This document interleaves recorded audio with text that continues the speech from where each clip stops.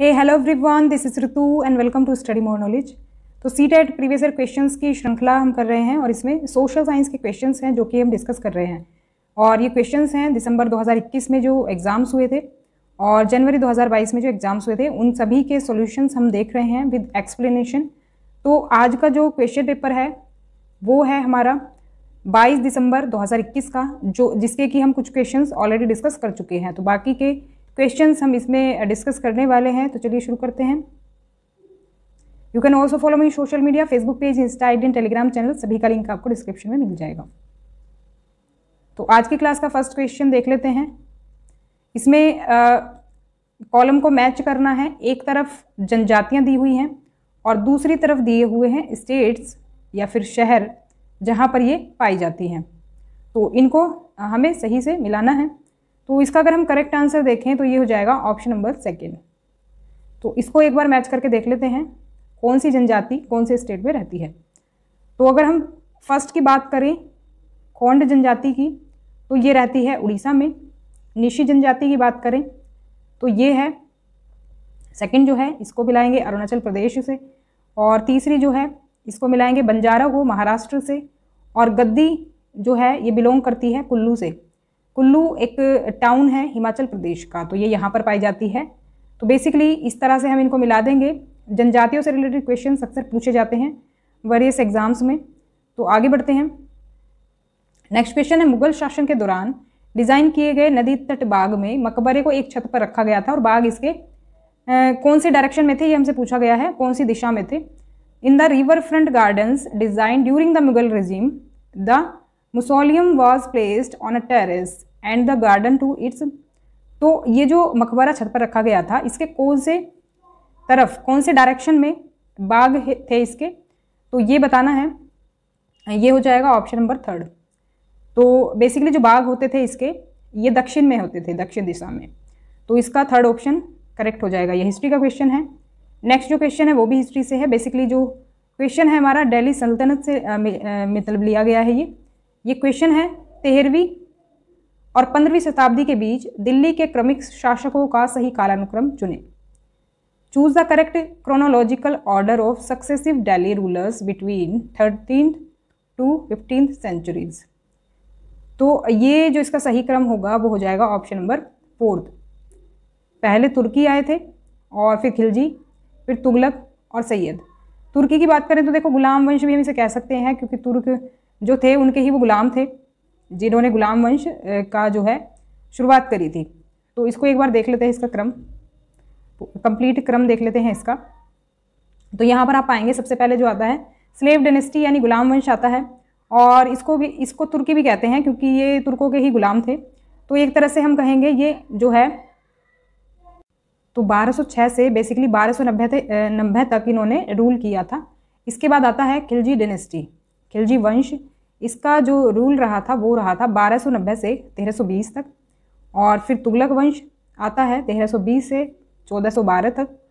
फिर सैयद डायनेस्टी आती है 1414 से 1451 तक। फिर आता है लोधी वंश, लोधी डायनेस्टी, ये है 1451 से 1526 तक। तो बेसिकली जो अगर हम मोटे तौर पर कहें तो 5 वंश इसमें रहे हैं दिल्ली सल्तनत में। और इसका फिर जो अंत हुआ था 1526 में हो गया था।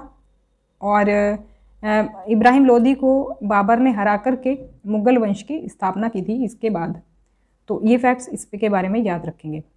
आगे बढ़ते हैं। नेक्स्ट क्वेश्चन है, दिए गए कथनों को पढ़ें, read the statements given below.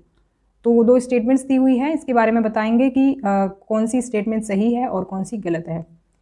तो इसका सही आंसर अगर हम देखें तो ये हो जाएगा option number third. Both A and B are true. तो देखो जो टेम्पल्स हैं उनके बारे में ये कथन दिए हुए हैं। मध्य युगीन काल में मंदिरों का निर्माण शासकों द्वारा विभिन्न देवताओं के प्रति अपनी भक्ति प्रदर्शित करने के लिए किया गया था। तो ये बात बिल्कुल सही है। मध्ययुगीन काल में जो मंदिर निर्माण करवाते थे शासक, वो एक तरह से अपना डिवोशन दर्शाते थे अपने उस पर्टिकुलर देवता के लिए। भक्ति जैसे आज भी होता है, कोई अगर किसी भगवान का भक्त है, किसी देवता का भक्त है, तो वो उसके लिए कुछ ना कुछ ऐसा करता है। तो वैसे वो क्या करते थे, मंदिरों का निर्माण करवाते थे।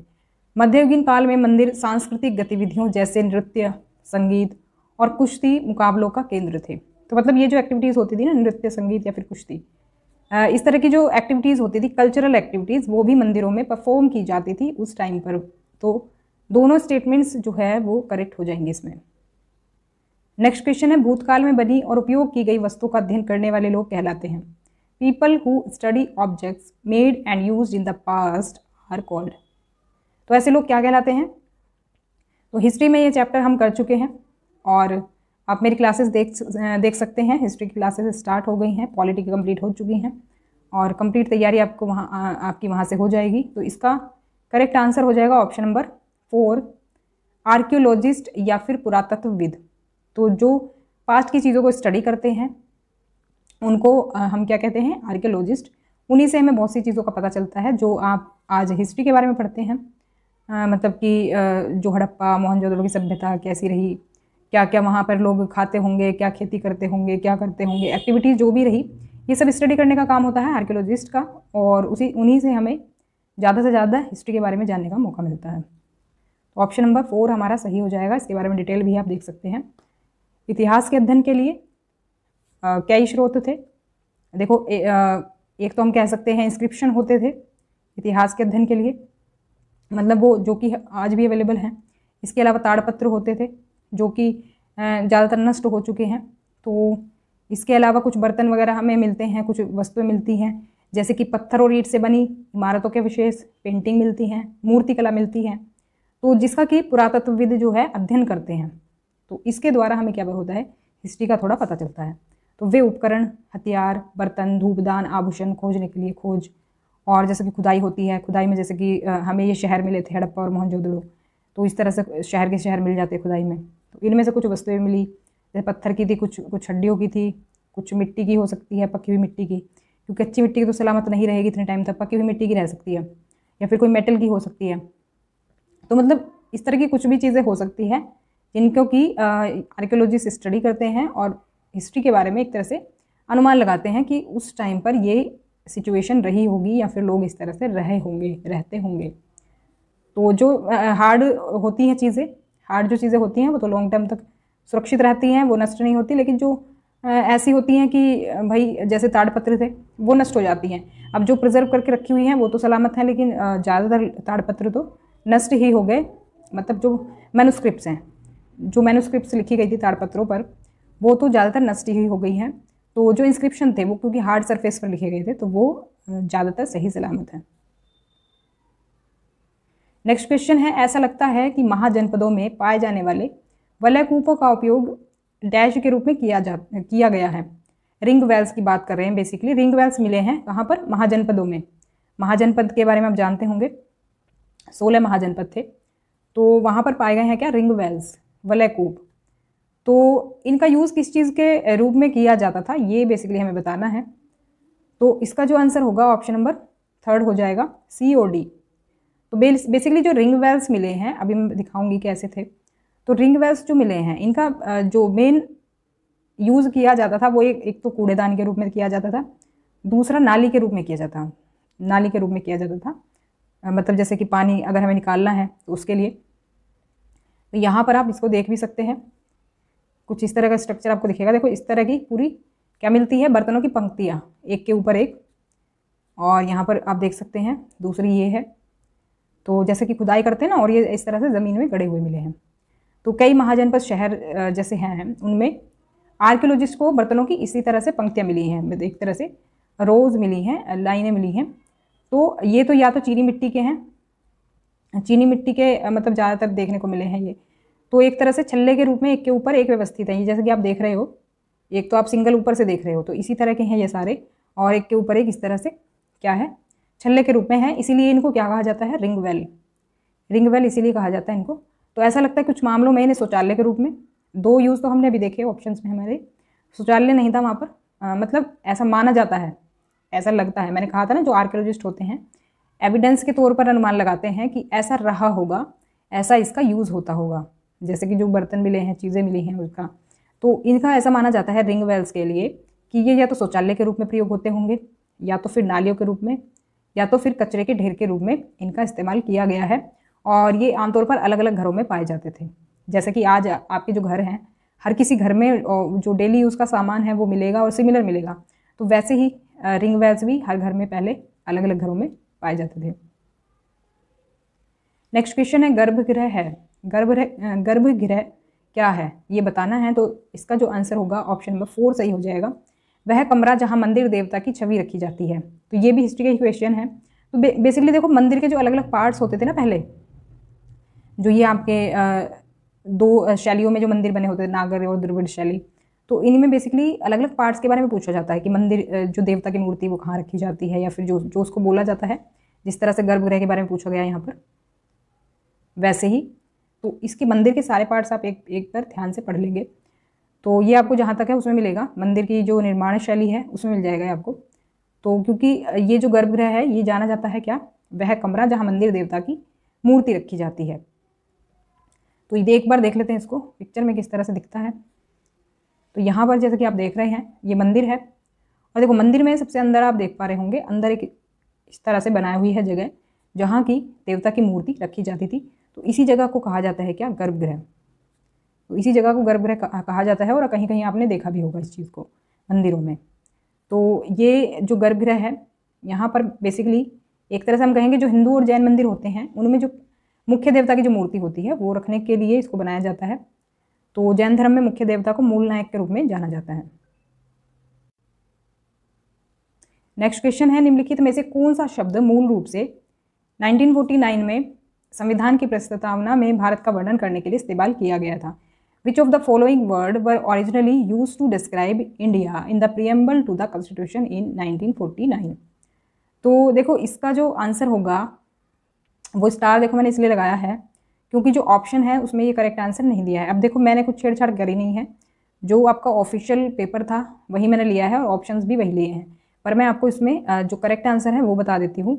तो इसमें देखो मूल शब्द जो थे ना वो थे लोकतांत्रिक, गणतंत्र और संप्रभु।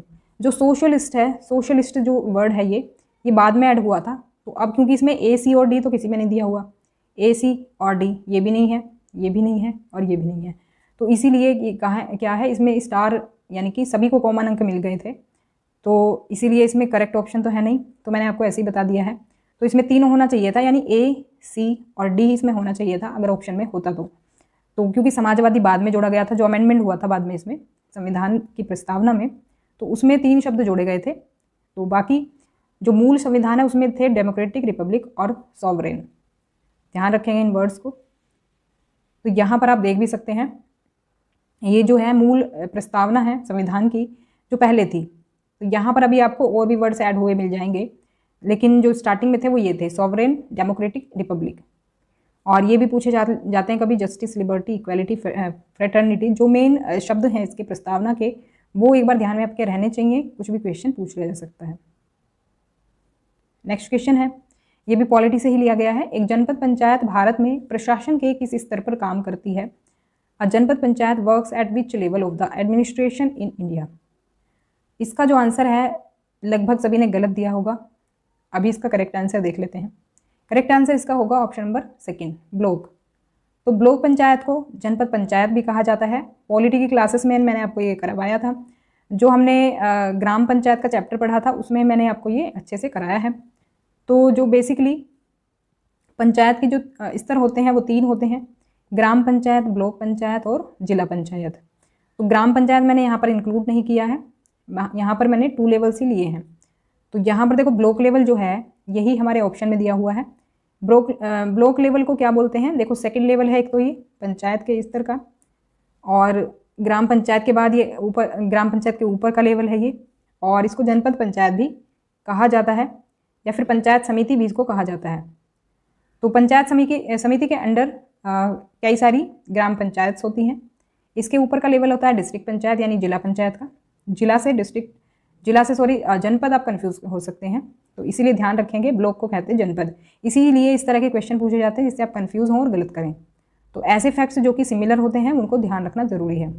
देखो डिस्ट्रिक्ट पंचायत के दूसरे नाम ध्यान रखेंगे, इसको डिस्ट्रिक्ट पंचायत कहते हैं और जिला परिषद कहते हैं। ये पंचायत समिति से ऊपर है, यानी कि ब्लॉक पंचायत से ऊपर आता है, और जिला परिषद भी इसको कहा जाता है। जिला परिषद actually makes developmental plans at the district level. तो डिस्ट्रिक्ट लेवल पर डेवलपमेंटल प्लान भी होते हैं, और इनके अंडर में बाकी क्या होती हैं, ये ब्लॉक लेवल की पंचायतें होती हैं। मतलब ऐसे ही आप लेवल समझ सकते हैं, जैसे कि इस तरह का पिरामिड आप इसका बना सकते हैं इस तरह से।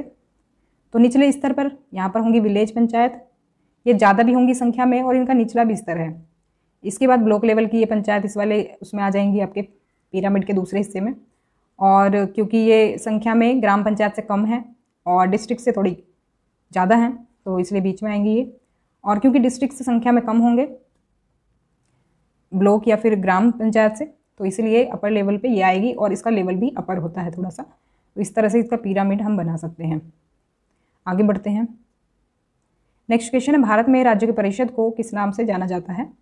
The council of states in India is known as. इसका सही आंसर अगर हम देखें तो इसका आंसर होगा ऑप्शन नंबर 3, राज्यसभा। तो बेसिकली जो राज्यों की परिषद है राज्यसभा के नाम से जाना जाता है इसको अगर हम देखें, संघ का जो विधानमंडल होता है उसे संसद कहा जाता है। तो पार्लियामेंट के बारे में तो आप जानते ही हैं। पार्लियामेंट के जो है 3 अंग होते हैं, जैसे कि राष्ट्रपति और 2 सदन होते हैं, राज्यसभा और लोकसभा। तो राज्यसभा जो है ये राज्यों की परिषद होती है, यानी कि राज्य को रिप्रेजेंट करती है ये राज्यसभा, और लोकसभा को लोकसभा के रूप में जाना जाता है। तो ये थे हमारे आज के क्वेश्चंस। इसके बाद हम आगे के क्वेश्चंस करेंगे नेक्स्ट क्लास में। तो वीडियो आपको कैसी लगी कमेंट करके जरूर बताएं। If you have any query then please ask me in comment section. और वीडियो पसंद आई हो तो लाइक करें, शेयर करें और सब्सक्राइब कर लें चैनल को, जिससे कि आपको सभी नोटिफिकेशंस मिलते रहें। तो मिलते हैं नेक्स्ट क्लास में, तब तक के लिए stay connected and keep watching study more knowledge. Thanks for watching.